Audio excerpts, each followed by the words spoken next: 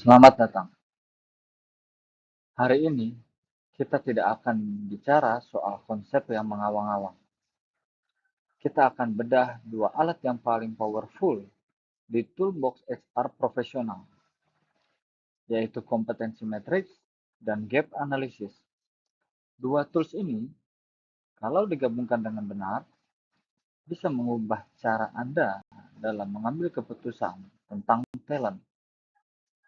Dari intuitif menjadi berbasis data. Let's get straight to the point.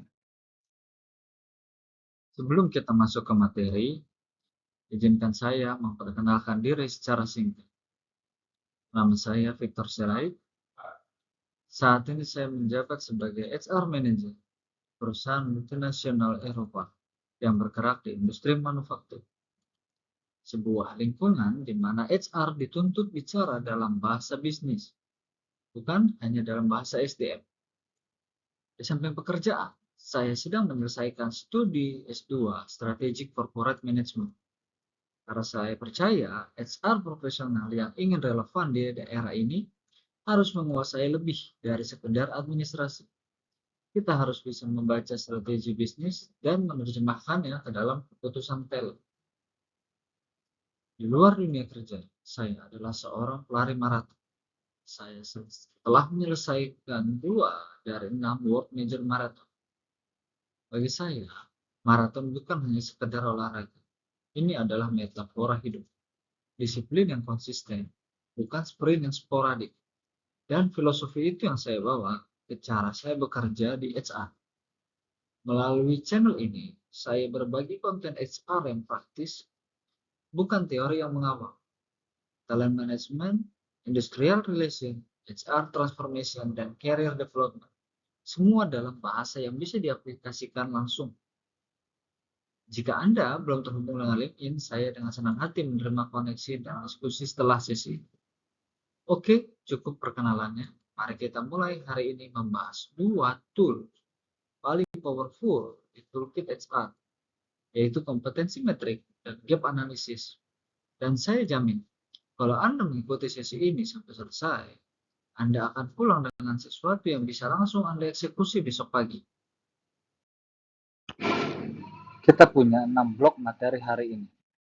Saya sengaja susun dari masalah dulu, baru solusinya. Terlalu banyak training HR, langsung loncat ke framework tanpa bangun konteks. Akibatnya, pulang training, balik ke meja, bingung mulai dari mana. Hari ini kita akan balik strukturnya. Sebelum kita bicara solusi, saya mau tanya, berapa banyak dari Anda yang punya kompetensi framework di perusahaannya? Sekarang, berapa banyak yang benar-benar digunakan untuk keputusan dalam sehari-hari? Biasanya angkanya langsung turun drastis. Ini bukan masalah Anda saja. Ini industry-wide problem. 3 penyebab utamanya yaitu framework terlalu umum, asesmen penuh bias, dan tidak ada loop antara data ke aksi. Hari ini kita akan fixkan ketiga hal itu. Kompetensi matrix bukan spreadsheet kompetensi biasa. Ini adalah intersection antara 3 dimensi. Siapa orangnya, skill apa yang dimiliki, dan seberapa jauh dari target perang. Evolusi penting dipahami dari McClellan yang behavioral, kalau Minger yang terstruktur. Ke era sekarang yang skill based dan AI assisted.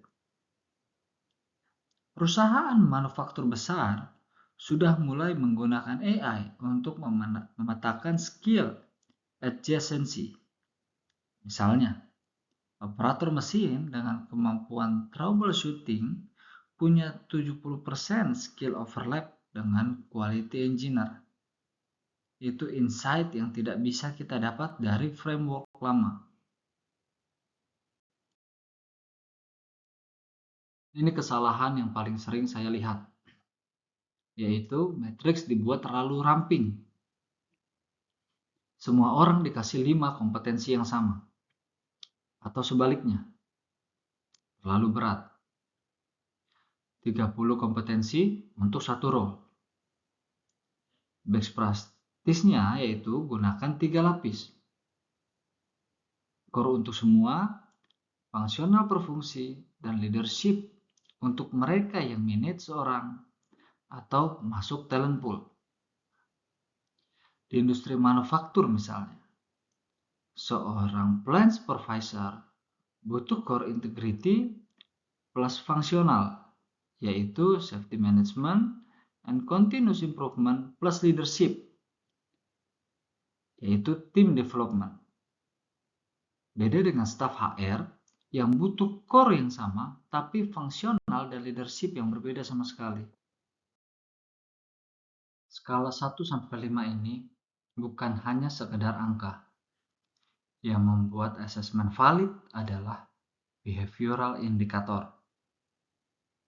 Deskripsi konkret tentang apa yang dilakukan orang di level itu, bukan apa yang mereka ketahui.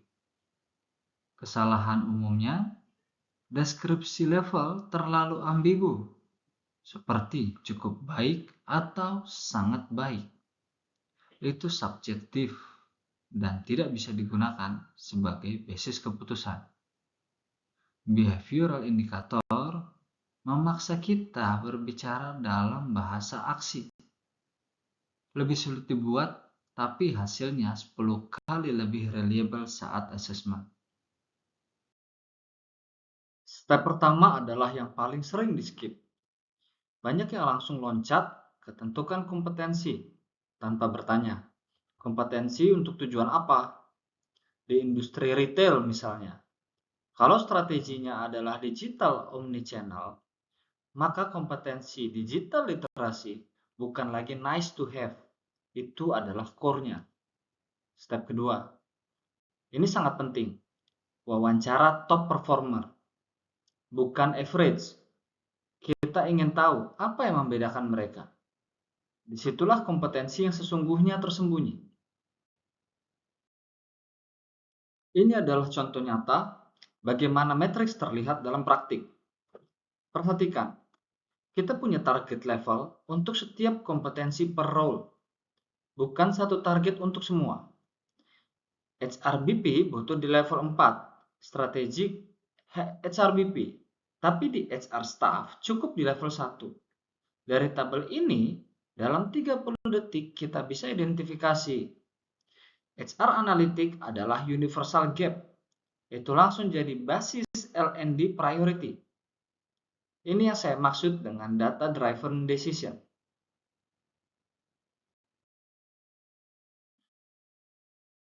Gap bukan hanya sekedar nilai minus.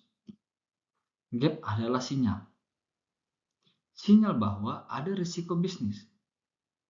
Dan besar kecilnya gap menentukan respon kita. Gap 1 bisa diadres dengan coaching. Gap 2 butuh program terstruktur. Gap 3 ke atas itu sudah teritori strategis.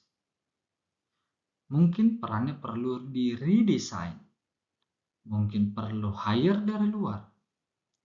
Di industri logistik misalnya, gap di supply chain analytic sampai level 3 bisa langsung mempengaruhi forecasting akurasi. Itu bukan masalah HR, itu masalah P&L.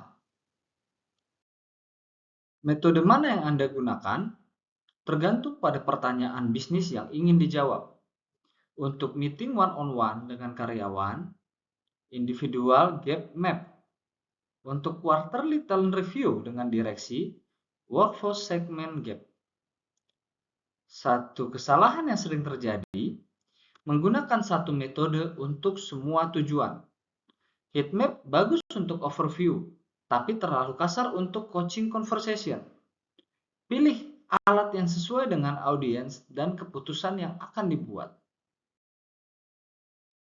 Model 70-20-10 bukan teori baru, tapi masih sangat relevan dan sering salah dipahami. Banyak HR yang terbalik. mengalokasikan 80% budget ke formal training yang hanya 10% dan lupa bahwa 70% learning terjadi di pekerjaan sehari-hari. Implikasinya untuk kita saat bikin IDP, pastikan 70% action itemnya adalah on the job, stretch assignment, rotasi, lead project baru. Itu jauh lebih efektif daripada kirim orang ke workshop 2 hari. Dan yang 20% mentoring program internal. Anda lebih valuable daripada yang Anda kira. Ini adalah slide yang paling penting untuk dipahami oleh HR business partner. Kompetensi matrix bukan standalone HR project. Nilainya berlipat ganda ketika diintegrasikan ke semua proses talent. Bayangkan siklus ini. Kita hire berdasarkan kompetensi, kita manage performance berdasarkan kompetensi, kita bayar berdasarkan kompetensi, kita promosi berdasarkan kompetensi. Itu bukan HR yang administratif. Itu HR yang menjadi backbone keputusan bisnis kita. Kita sedang di inflection point. AI tidak menggantikan HR, tapi HR yang menggunakan AI akan menggantikan HR yang tidak. Eightfold dan Beamery sudah bisa melakukan skill inference, sistem membaca data kinerja, proyek dikerjakan, pelatihan yang diikuti, lalu membuat prediksi skill yang dimiliki tanpa asesmen manual. Di industri finansial, perusahaan-perusahaan besar sudah pakai ini untuk internal mobility. Mereka tidak lagi mengandalkan hanya self-assessment yang penuh bias. Dari 7 pitfall ini, mana yang paling sering? Berdasarkan pengalaman saya, nomor 3 dan nomor 6. Gap analysis jadi dokumen cantik yang tersimpan di folder HR. Tidak ada yang tahu, tidak ada yang eksekusi, dan data kompetensi yang dikunci di sistem HR tanpa manajer punya akses. Itu sama dengan memiliki GPS tapi tidak memberitahu si pengemudi. Solusinya sederhana. Setiap meeting talent review, gap data harus ada di meja, bukan di drawer. Ini adalah deliverable yang bisa langsung Anda eksekusi. 30 hari pertama, jangan langsung buat matriks. Diagnosa dulu, audit apa yang sudah ada. Kalau sudah ada framework, tanyakan apakah ini dipakai, apakah manajer tahu ini ada. Bulan kedua, build pilot di satu departemen. Jangan langsung company wide. Terlalu ambisius, terlalu mudah gagal. Dan bulan ketiga, aktifkan.